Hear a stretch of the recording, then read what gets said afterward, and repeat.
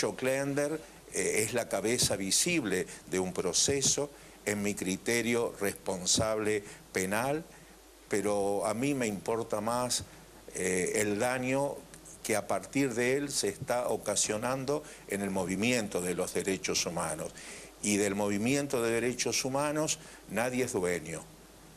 Tengo un profundo respeto por las madres, profundísimo, por las abuelas también, pero también tengo profundo respeto por mis compañeros de generación y por mí. No me arrogo ser nadie, pero tampoco quito mi propia historia. Nosotros, muchos, empezamos a militar en derechos humanos en la década del 60. Yo tengo, diría, desde mi forma de pensar el mundo, la suerte gigantesca de no haber padecido en ningún familiar el terrorismo de Estado. Pero también ahí viene el tema que me da el derecho a ser claro. Yo milito en los derechos humanos desde el año 62. Yo era un niño casi, tenía 21 años cuando me recibí de abogado. Y como abogado y como escritor milité mucho antes de que las madres existieran. Pero hay algo más. Si yo pienso en Rodolfo Ortega Peña, en Mario Hernández, en Sinigaglia, en tantos, en escritores como mis queridos Walsh, Paco Urondo, Haroldo Conti, todos nosotros luchamos por los derechos humanos sin haber sufrido en carne propia la muerte ni la desaparición de ningún familiar. Y me parece muy bien, y es casi una obligación ética y moral, si te secuestran, si te castigan a un familiar, que salgas a pelear por ellos. Pero cuando salió nuestra generación, y ahora hablo de mí, cuando salí yo, salí por una vocación ética. Ahora, y entonces sí, desde ese lugar, tengo el derecho a pedir claridad en las conductas de todos, porque si no, los atentados que sufrí en carne propia, se llamen bombas, expulsión de la universidad, censura de mis propios libros, clausura de Crisis, pierden sentido, 8 años de exilio.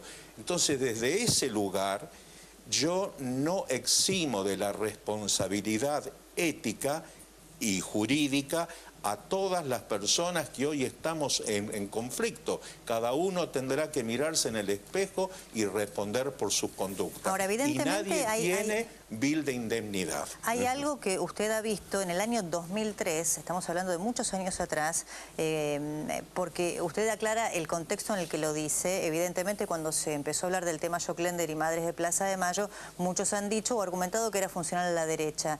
Usted está aclarando perfectamente, nadie puede dudar de su militancia y de su compromiso.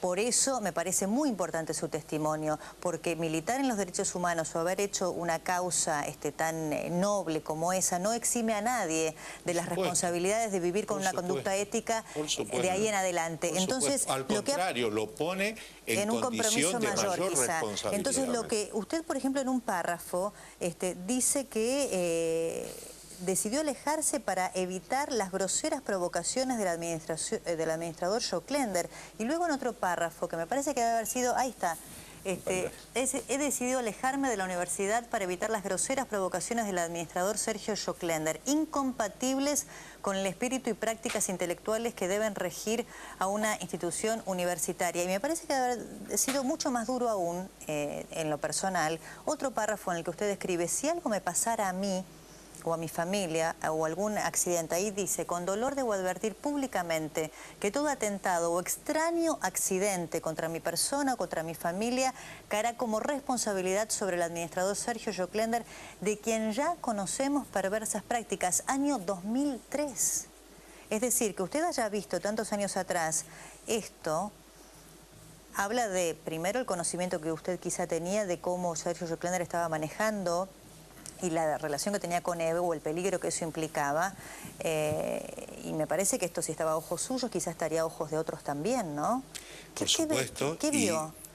Bueno, y aquí otra vez, como cuando hablaba en extensión de los momentos de silencios sociales. ¿Qué pasó? Para que alguien que tenía, no a nivel muy general, pero a nivel de una conducta intelectual, de dirigir revistas importantes. Yo ya tengo como 20 libros escritos, he sido docente, creo que no hay universidad de este país y de Latinoamérica y muchas de Europa donde fui docente. ¿Cómo puede ser entonces que alguien que además es la cabeza visible de esa universidad, el fundador, porque además, insisto, ya apenas se puso en acción la revista, la universidad, iba a decir mi querida revista Crisis, no, estamos hablando de la universidad, para que no haya disputas con nadie. Yo entonces también fundé un suplemento que salía todas las semanas en Página 12, donde dábamos cuenta de los pensamientos y actividades de nuestra universidad. Y en el primer suplemento, en Página 12, de 4 páginas, explico paso por paso por qué estoy fundando esa universidad. Pero es cierto que Joclender en un momento, cuando usted le decía que faltaban recursos, que la infraestructura edilicia, que los sueldos, le dijo, vos quédate tranquilo que te voy a traer acá y te voy a hacer un edificio de 11 pisos. Y usted le dijo, ¿y de dónde vas a sacar la plata? Ya estaba el edificio. Había un edificio de 11 pisos. Belgrano y Defensa. ¿Sí? En Belgrano y Defensa. Y nosotros, y lo digo sin ningún tipo de sentirme avergonzado, yo mismo había puesto un puesto para vender chorizos en la plaza frente a la universidad, que recuerdo que el señor Ibarra nos mandó para cerrar, después, bueno, fue más generoso, entre comillas, y nos permitió. Y no tuve vergüenza de vender chorizos para juntar dinero para pagar los alquileres. En esa situación de pobreza que estaba la universidad, de un día para otro, viene el señor Joclender diciendo que ahora tenemos un edificio de 11 pisos y 4 subsuelos. Como yo, aparte de ser escritor, también soy abogado y no soy madre de Plaza de Mayo, que tiene como un respeto social que les permite conductas que yo no puedo tener, me negué. Dije, yo quiero saber de dónde sale semejante edificio. Que como yo, aparte de tener mis ideas de izquierda, obvio, y de mis buenas lecturas de Marx, de ese gran pensador, también sigo siendo un hombre cristiano, fue tomado en broma.